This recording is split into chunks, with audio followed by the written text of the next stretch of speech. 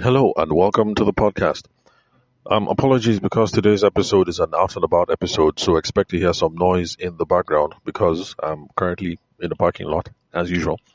And that's because I had a very productive meeting much earlier in the day, but I'm not going to let you guys know what's up with that. I want the thing to make the thing click first, then I'll let you guys know what's going on. But instead of just going home, I said, let me go and wait outside the kids' school and then do some work from there. So, if you hear noise around, that's the reason why. Now, today, I'm not going to talk about my family situation or my kids or my business runs, but rather, we're going to talk about business equity and career growth. Now, the reason why we're having this conversation today is because a listener of the podcast, Joshua, reached out to me. He also is a former client of mine. We've done some work together. And for those of you who have been listening and you remember the time when I was talking about a client who runs a production outfit, and what they do is creating social media content for businesses, Nigerian businesses, starting off in Lagos.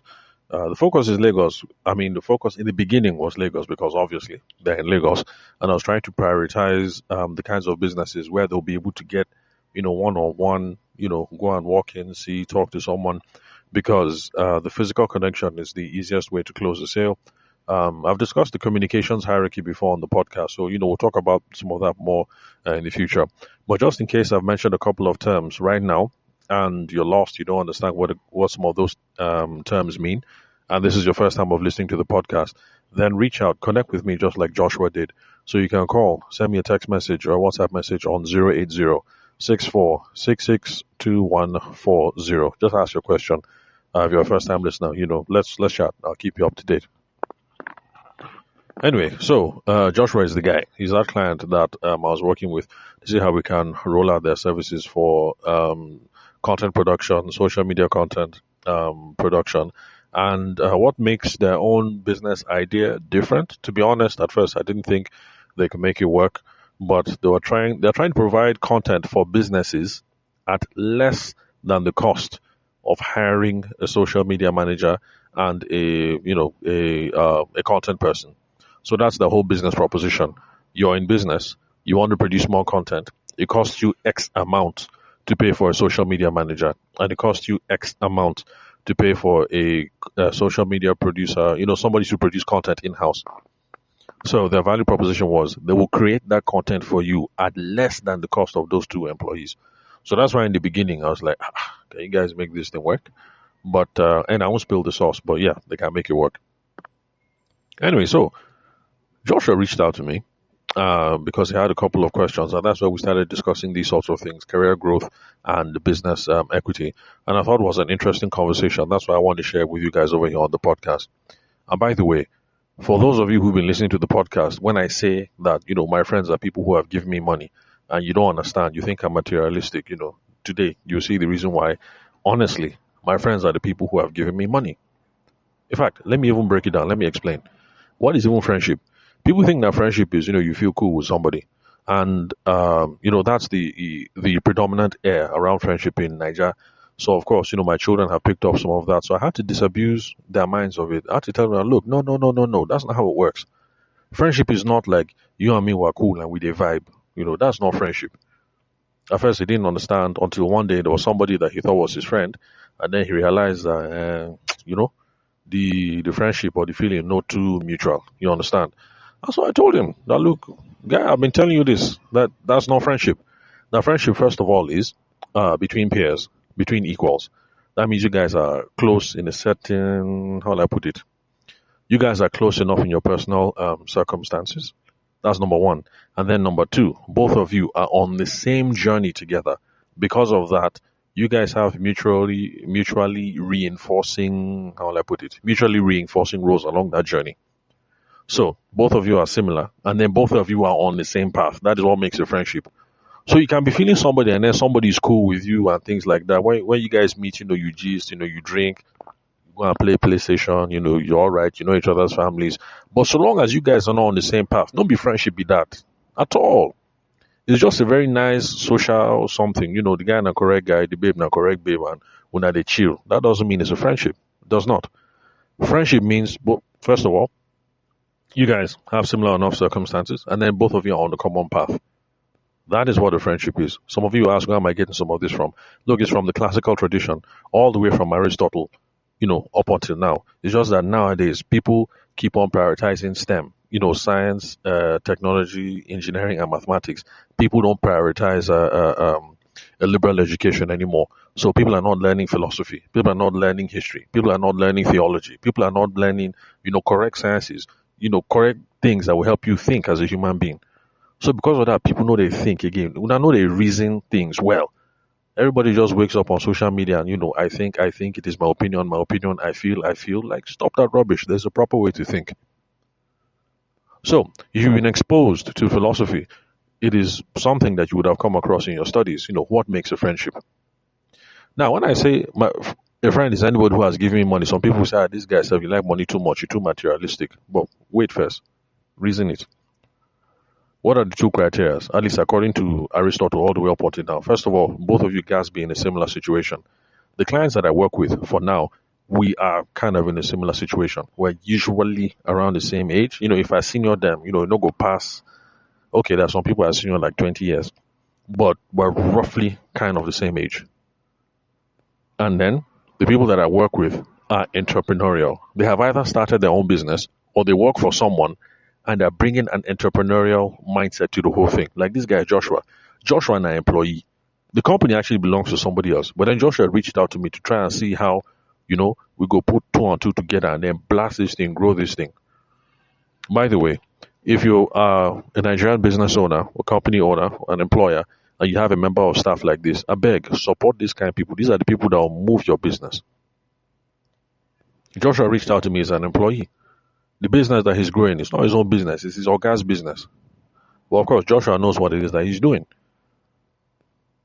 Because when you make progress on things like this, you get certain learnable skills, you build certain social capital that comes in very handy in the future. So, like, let's say when Joshua is ready to move on and do his own thing and he tells his own Oga, okay, I don't want to step up, I want to set up my own thing, blah, blah, blah. That kind of thing, Joshua can even say, oh boy, Alpha, Oga Alpha, you want to invest? That's his investment capital there for you. If you don't believe me, it actually happens. Steve Jobs. Okay, in the Steve Jobs case, the thing didn't click. Steve Jobs was actually working with another guy. I can't remember this other guy, but the company was Atari. For those of anyway, unless you were born in the 70s or 80s, you won't know Atari. Atari was one of these early computer console games. So when Jobs was leaving, Jobs went to go and meet his guy. He said, "Oh, guy, I they go," and the guy said, "No problem. Fallout. You have my blessings." He said, "Oh, guy, you want to invest?" And the guy said, "No, no, no, I won't invest." But then later on, he saw that, Stephen, you're a correct guy. So this company, they move, you can actually, when you have an entrepreneurial attitude within your organization, you and your guy can be on good terms. You leave, everything is fine, later on you can get introductions, you can get capital, you can get all kinds of things. Anyway, where was I? So friendship, people who give me money. So now, Joshua and I, obviously, young men on the come up, similar situation. Criteria one is met. Criteria number two, he has paid me money. He's a client. I came to come and work for the organization to see how we can get the organization to grow. By the very fact that people pay me money, it shows that we're on the common path. I'm invested in their progress. They're invested in my own progress. If that is not a friendship, what else is a friendship? No, I'm being real with you guys. I know when I say it as a joke. That friends are people who give me money. But really, if this is not a friendship, what else is? If this is not a friendship, then what else is? Similar context. We're on the same path. We're moving forward. That's a friendship. The rest of you who listen to the podcast, you're actually trying to fleece me, trying to get as much as you want out of me. Really. And the thing is, actually, I don't mind. I'm putting out value because I know it serves me. But then all of you people who hang around me, we talk, we gist, you consider us friends. Honestly speaking, we're not friends. You're just using me. You just want to see how much you can get from me for free. And it's okay. I don't mind. I'm cool with that. Don't just pretend and say you're my friend. You're not. We're acquaintances and we're cool. And that's okay. When you give me money, you're my friend. And for those of you who are still looking for free coaching, it's not a problem. Call, send me a text message, send me a WhatsApp message on 080-6466-2140. But I'll only answer one question. So think really hard about what your one question is going to be. Anyway, so as per Joshua now is a correct guy. Joshua reached out to me. He sent me a message about 2 days ago. It's just that things were kind of rough then. I was on the move, so I didn't really respond to his message until earlier this morning. So it's just this morning that we finished the convo. So he just sent me a message. He said, "Brotherly, good afternoon. I've been listening to the last of your few podcasts, the ones that I missed, and so a question came into my mind." Okay, let me summarize. So Joshua said the question came to his mind. So he apologized whether the thing is too direct. And then he asked me, why have I not committed? Why have I not committed? When I saw that thing, I said, committed? Like how? And then the message continued.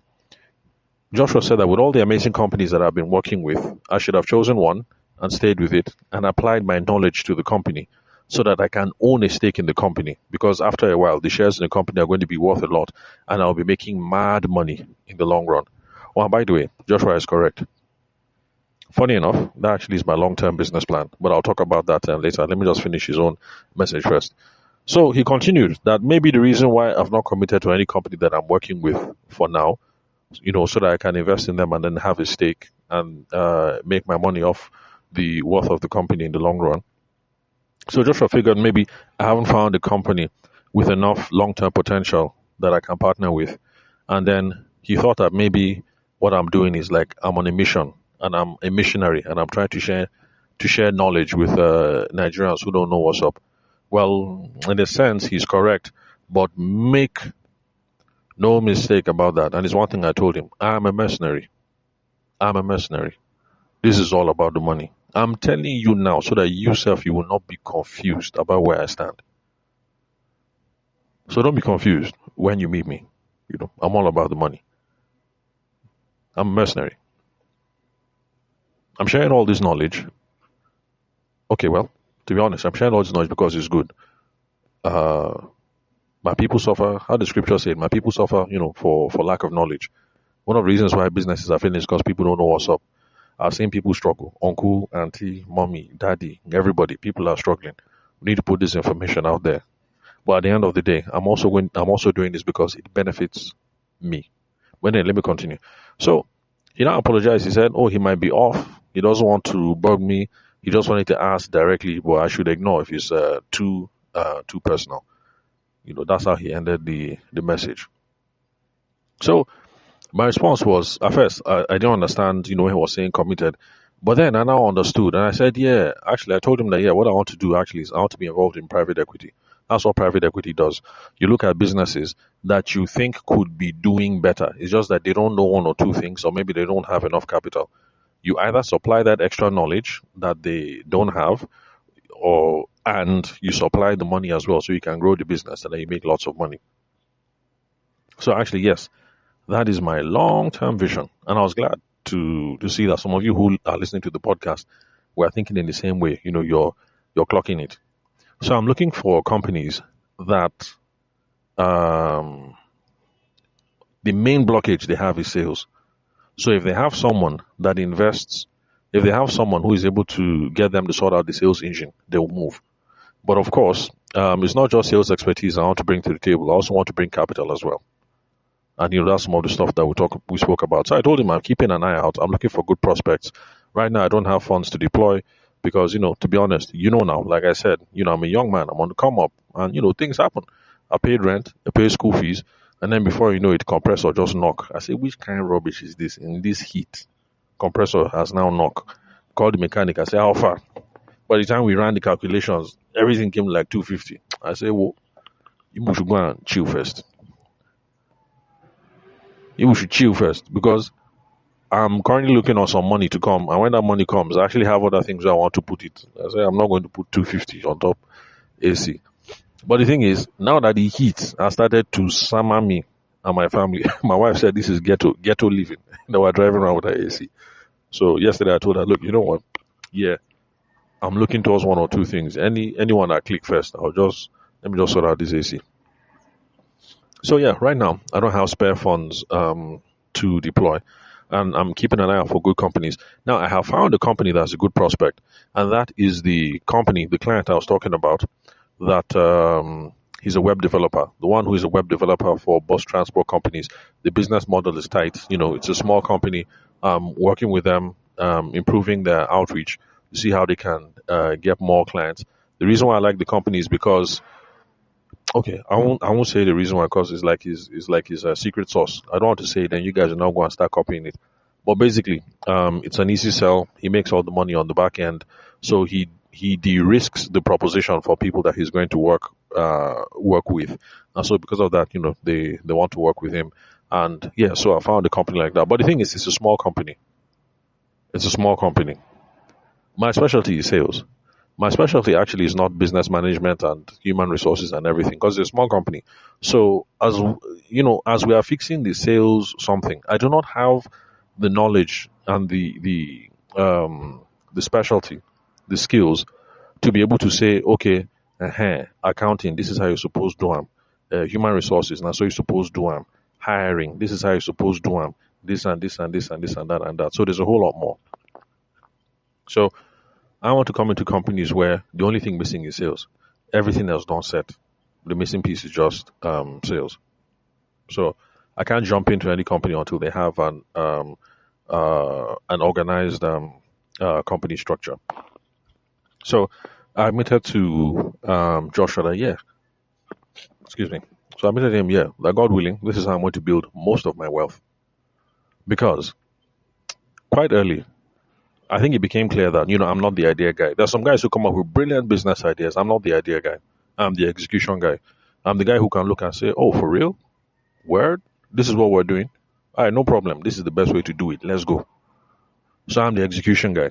I have accepted.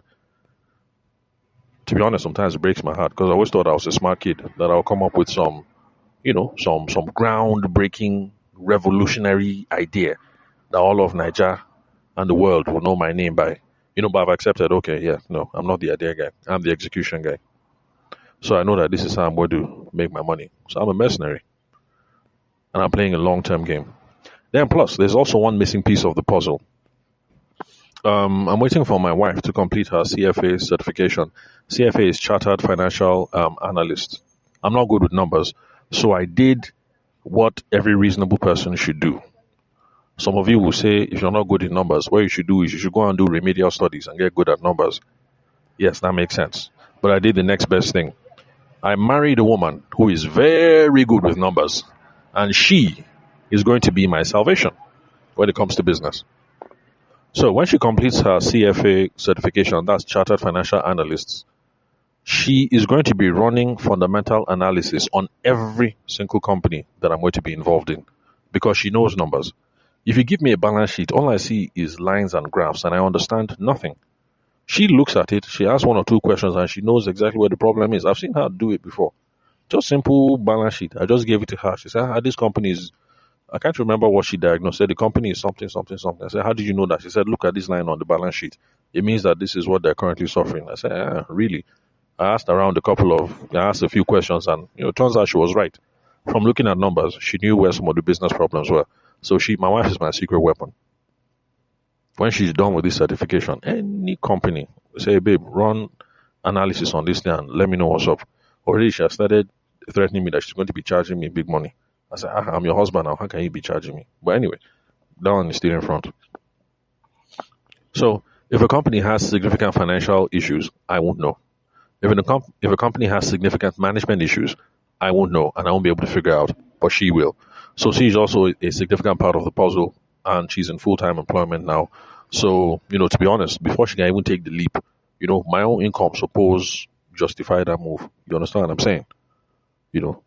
I have to make sure that things are set here, so that by the time she resign and say, Oga, I know they do. The company, my family, the family no go shake. Like, we'll continue. So a few things suppose align first. So that's also another piece of the puzzle.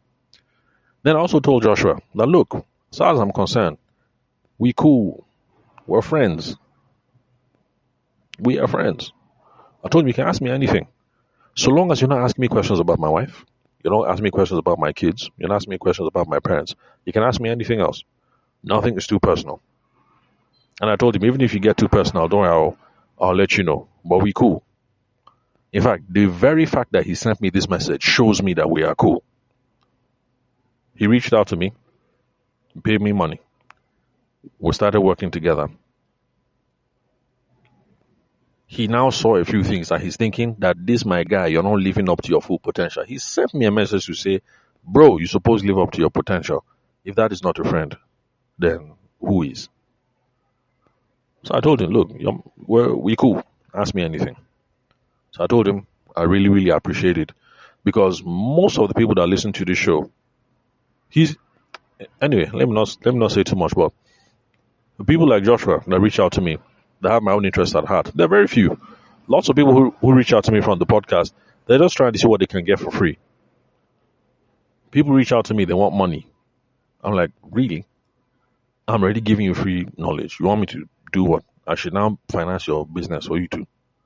Like, you think I'm Mother Teresa here?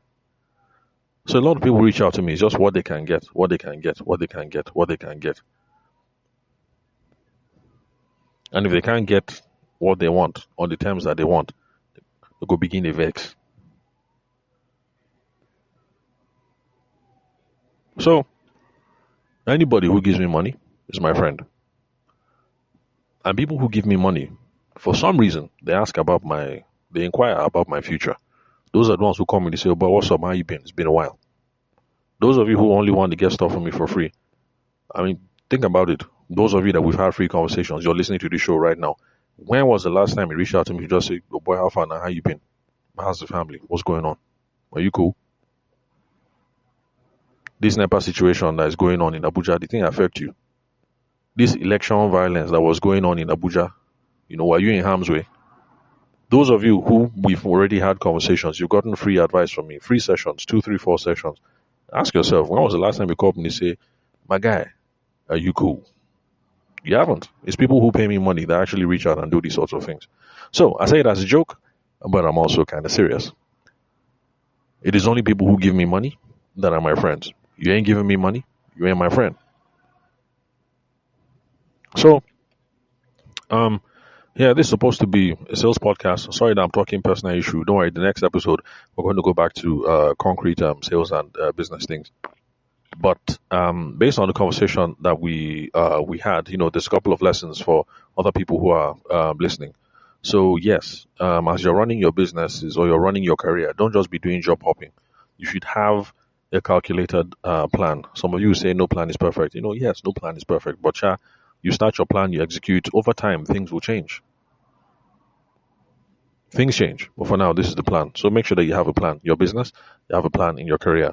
Then, in case you've never heard it before, there's something called private equity. People who make money in private equity, what they do is they take businesses, you turn it around.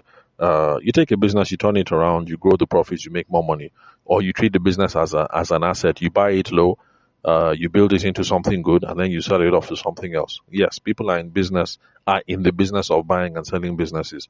So if you've never heard of it before, private equity is a thing. It's kind of young in Nigeria.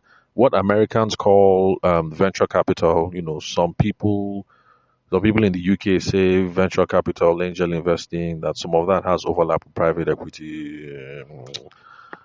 But that's an academic question. But just to let you guys know that, yes, there are different ways to make money. So if you haven't heard of private equity before, now you have. So go and do some research. You never know. Then let's see what else. What other thing can we learn? Some strategic thinking. So I told Joshua that what's going on right now is I'm in the process of sharpening my edge. Sorry, yeah, I said sharpening my edge, but I think what's his name? What's his name? 5 Habits of Highly Effective People guy. What's his name? Stephen Covey. I think it's Stephen Covey. I can't remember. I think Covey talks about sharpening your saw. I'll be sharpening your axe or something. Anyway, that's the whole metaphor. That I told her, look, I'm sharpening my edge. I'm sharpening my saw. That the time is not right. So I did sharpen my knife. I did sharpen now, sharpen now. When the opportunity is ready, phew, I'll move. So I told him, yep, that is what it is that I'm doing now. So the I can't remember if it's 6, 5, I'll be 7 Habits of Highly Effective People, Stephen Covey. You guys should check out that book. Really, really interesting book. So the part about sharpening the edge, I'll be sharpening your blade, sharpening your axe, I'll be sharpening your knife. I can't remember the metaphor. Just go and read that particular chapter. So that's what I'm doing right now. Then another business lesson that we can learn for people who are reading these things, we should keep our eye out for complementary and partnerships. So this thing with me and my wife in the making, her and her chartered financial analyst certification, complementary partnerships. Oh, by the way, I'm kidding. I didn't marry her because she's good at math. I married her for other reasons. It just turns out that this is one of those benefits. In fact, at the time that we're at toasting stage and at the time that we're at marrying stage, she was not even thinking about this program. It's just that after she started working in securities and doing finance, and she mentioned this, the thing just clicks. You know how like your loved one says something and you're like, man, that thing makes sense. And I told her, you know what? Let us begin. Now, now, now, now, now, now, now. Start. But you know how life is now. Because we started this journey before we had kids. So, you start and then there's work and then you have one or two kids and then life happens. But I'm very proud of the fact that my wife has passed smooth each time. People complain that, CFA is hard. Oh, she's a lawyer. She didn't study account. Will she pass? I say, you don't know my wife. She will pass this exam. She will pass it well. One time, no receipt. We've come up with a plan. Be reading small, small every single day. 30 minutes. 1 hour. Whatever it is, just decide and stick to it. She will pass it. I'm very proud of her. Very, very proud of her. I see, I'm saying it publicly here now. If there's any of you who has heard about the exam, the CFA, that's the Chartered Financial Analyst certification, and you think you want to take the course, you think it is a good idea, sit down, discuss with your loved ones, discuss with momsy and popsy, discuss with your spouse, discuss with your boyfriend, your girlfriend. If you think that this thing is a good idea, I'm telling you, it can be done. Yes, lots of people fail. Lots of people fail, yes. And in Nigeria, there are only about 400 of them that have this certification. So, yes, it's an elite club. The reason why lots of people fail is not because they're not smart enough. It's because they're trying to write it as if you're writing a Niger exam. They are not planning well. Come up with a schedule. Give yourself time to study. This is not like Nigerian undergraduate course. That's the reason why lots of people feel they're treating it like undergraduate course. The exam is in March. You now start reading in January. How? The syllabus is voluminous. So when I was in university, that's when my professor gave me the scope. What was his name? My constitutional law professor. For these exams, give yourself a year and then study every single day. And you'll be fine. Then, final business lesson. Content. We can use content as a business market. Business magnet. That's part of what I'm doing. In putting out the podcast, and that's why I say I'm a mercenary. If you notice, I am attracting certain kinds of niggers to my side, like Joshua and other bright, sharp young Nigerians who are running things, whether they're employees or whether they're company owners. I'm attracting certain kinds of people to me. And as the podcast is growing, there's some people who will be thinking that, this guy, Tavishima, I would like to have him on my cap table. And then the conversations will start.